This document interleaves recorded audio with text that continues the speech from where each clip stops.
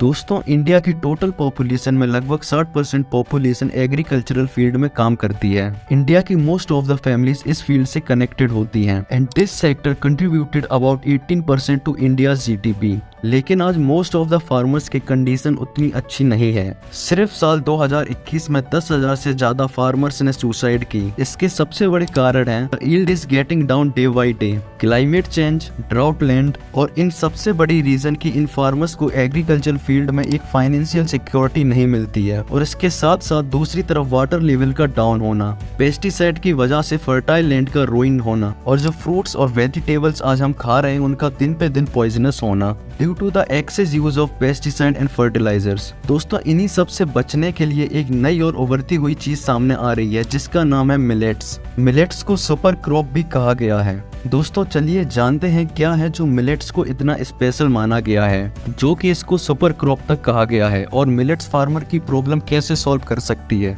और environmental disaster से कैसे बच सकती है, और इन सबसे ऊपर इंडियन गवर्नमेंट क्या क्या नए स्टेप ले रही है मिलेट्स को इंडिया में प्रमोट करने के लिए। दोस्तों, यहाँ थोड़ा मैं पीछे जाना होगा। 1960s में when India facing massive food shortage, हालात इतने खराब थे कि इंडिया ने यूएस को रिक्वेस्ट किया कि वो उन्हें 10 million of tons wheat India को प्रोवाइड कराएं टू अवॉइड फूड शॉर्टेज। इसी साल 1960 में 3 मिलियन लोग मारे गए ड्यू टू फूड शॉर्टेज, और ये वही वक्त था जब इंडिया में ग्रीन रेवोल्यूशन लॉन्च हुआ जो कि MS स्वामीनाथन ने किया। इन्हें इंडिया का फादर ऑफ ग्रीन रेवोल्यूशन भी कहा जाता है, जिसमें इस रेवोल्यूशन में इंट्रोड्यूस किया गया हाई यील्ड सिस्टम को, जिसमें हर वो चीज की गई जिससे क्रॉप प्रोडक्शन को बढ़ाया जा सके, जिसमें अब्रॉड से हैवी मशीनरीज को इंट्रोड्यूस कराया, नए नए पेस्टिसाइड और फर्टिलाइजर्स को लाए जिससे प्रोडक्शन कैपेसिटी को बढ़ाया जा सके। इसके साथ साथ राइस व्हीट क्रॉपिंग सिस्टम को इंट्रोड्यूस कराया, जिसमें राइस को मानसून सीजन में और व्हीट को विंटर सीजन में ग्रो कराया।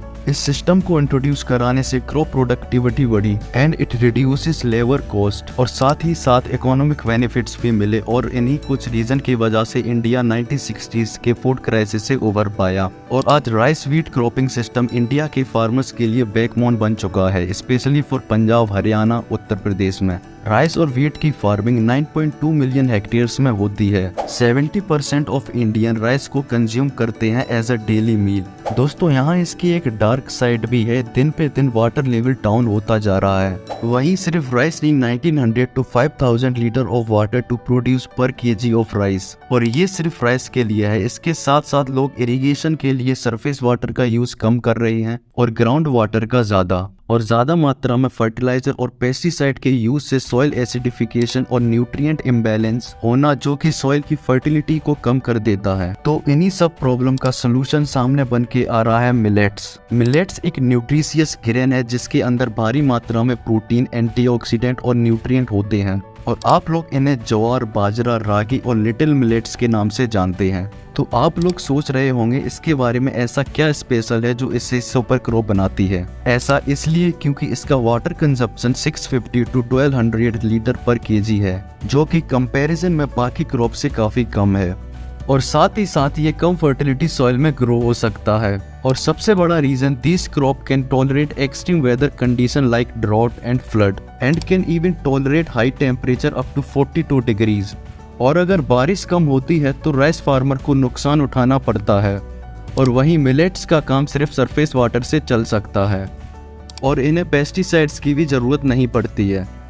और अगर पेस्टिसाइड का यूज कम से कम होगा तो उससे सॉइल हेल्थ भी अच्छी होगी, और अगर पानी का यूज भी कम होगा मिलेट्स क्रॉप में तो वाटर लेवल भी मेंटेन होगा, और इसके साथ साथ मिलेट्स की डिमांड भी बढ़ेगी because of its extremely healthier then rice और व्हीट। गवर्नमेंट ने इसे प्रमोट कराने के लिए जगह जगह एजुकेशन सेंटर बनाने की बात कही है, जिससे लोगों को अवेयर कराया जा सके।